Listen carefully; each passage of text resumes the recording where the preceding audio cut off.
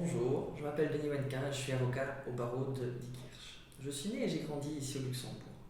Après mes études universitaires réalisées à Bruxelles, à l'Université libre de Bruxelles, et un programme Erasmus que j'ai réalisé à Innsbruck, je suis rapidement revenu au Luxembourg. J'ai réalisé les cours complémentaires de droit luxembourgeois, donc les CCDL en 2013, et été assermenté en juin 2014. Assez rapidement après la réussite de mes examens de fin de stage, j'ai décidé de me lancer à mon propre compte en 2017 pour créer l'étude Hansen et Wenka.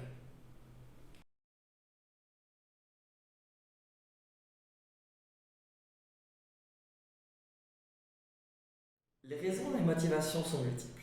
En tout premier lieu, la suite logique, en tant qu'avocat en matière de contentieux, c'est de se lancer à son propre compte et de gérer ses clients personnels, surtout pour les matières que nous proposons. À propos justement de clients personnels, j'ai eu la chance auprès de mes deux patrons de stage successifs de pouvoir créer ma propre clientèle et de gérer les dossiers moi-même. Ceci m'a rassuré vivement et m'a sécurisé dans le choix de me lancer à mon propre compte.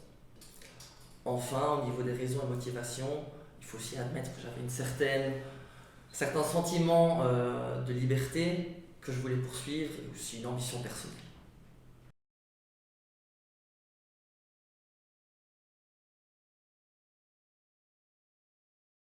Alors, le volet ambition n'est pas la première motivation, c'est un sentiment qui est souvent considéré comme péjoratif, mais il doit quand même être présent parce que si on n'a pas d'ambition, on n'aura pas la motivation, on n'aura pas la niaque pour se lancer dans l'aventure parce qu'il y a quand même une certaine forme de risque. Mais l'ambition n'est pas la motivation première. Je pense que la première motivation, c'est vraiment de bien faire son travail, d'être satisfait avec ce qu'on fait, avec ce qu'on veut faire, euh, satisfaction professionnelle.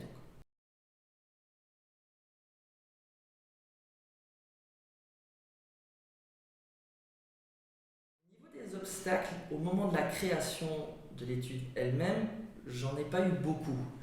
Euh, il s'agissait de signer un contrat de bail, de convenir des conditions de l'association, puisque je suis avec un associé, d'organiser le mobilier, la bureautique, mais c'était déjà tout, donc il n'y avait pas grand-chose au niveau des obstacles.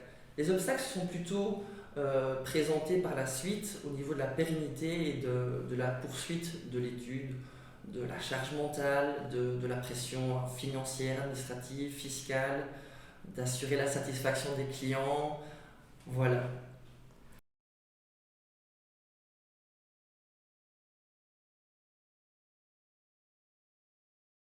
Créer son propre cabinet et être avocat indépendant, c'est un long apprentissage sur soi-même, sur ses capacités, sur ses limites. Au niveau de la satisfaction personnelle, je peux dire que j'en ai appris beaucoup sur moi-même, sur la confiance en moi que j'ai pu gagner grâce à cette aventure. Et pour moi, c'est en effet un énorme plaisir. Au-delà de ce plaisir de la satisfaction professionnelle, c'est aussi une certaine forme de fierté que d'avoir créé sa propre étude. Et il y a une reconnaissance sociale qui est énorme, qui est parfois un peu surfaite, parce que j'estime que le fait de se lancer est à la portée de tout le monde. Il faut juste un peu avoir le courage et avoir quelques bases quand même, je pense, de clients.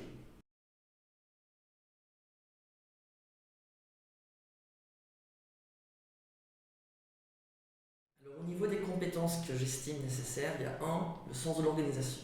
Il faut l'organisation à tous égards. Donc, en tant qu'avocat, en premier lieu, les tâches les plus classiques, c'est traiter le dossier, assurer le suivi, le contact client, la comptabilité, mais il faut aussi assurer, et on est aussi responsable de choses d'ordre plus pratique.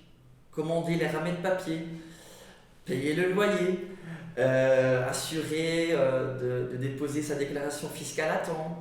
Donc il faut penser vraiment à tout et ça demande un grand sens de l'organisation.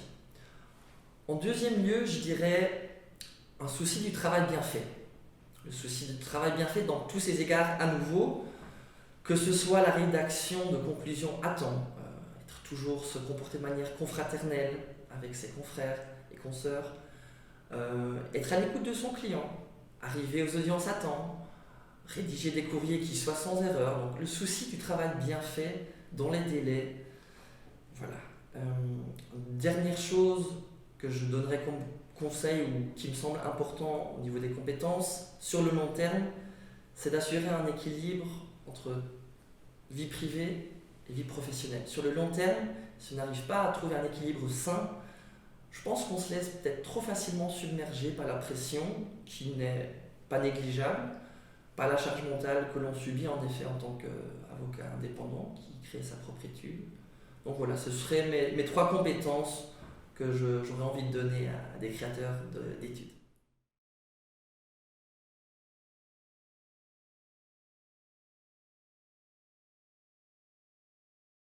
Si je devais donner un conseil, je ne crois pas qu'il serait très original, mais il est si évident, il est si simple. Ose. Qu'est-ce que tu as à perdre? Créer son étude d'avocat au Luxembourg, à tout le moins, en tout cas en matière de contentieux, ça ne demande pas de grands investissements. Il faut avoir des locaux, il faut avoir du mobilier, un peu de bureautique, il faut voir si on est avec un associé, quelles sont les conditions. Mais après ça, après ces quelques éléments d'ordre pratique, on peut se lancer. Donc je disais, le risque est relativement minime. Si après 1 ou 2 ans, tu te rends compte que tu n'es pas satisfait avec le résultat de ton étude, que tu n'engranges pas les gains espérés, mais au pire, tu auras gagné en expérience, ça fera très bien sur ton CV pour un futur emploi et de continuer ta vie professionnelle ailleurs.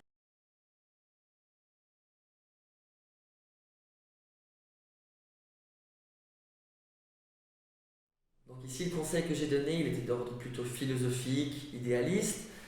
Dans les concepts plus pratiques, ce serait de bien s'entourer et de demander conseil à son entourage justement. Donc, bien s'entourer, c'est engager du personnel qui soit de qualité, pas nécessairement au niveau de sa formation, mais au niveau de la personne. Ça rejoint l'idée de travail bien fait, le souci du travail bien fait. Au niveau aussi des associés, donc de travailler avec des collaborateurs ou des stagiaires ou des associés en qui on a confiance. Demander conseil, demander avis à son entourage, c'est très important également parce qu'il n'y a pas vraiment d'accompagnement par une structure étatique ou par le barreau.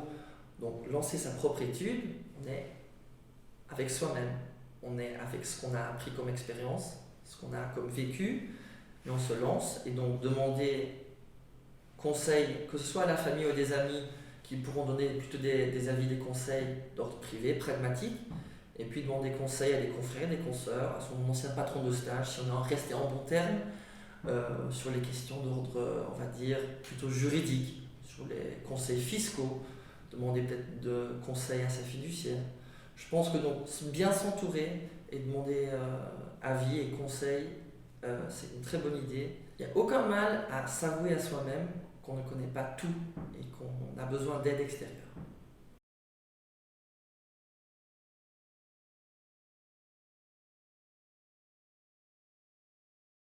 Ma plus grande satisfaction d'avoir créé cette étude ensemble avec mon associé, c'est d'avoir créé quelque chose et d'être libre.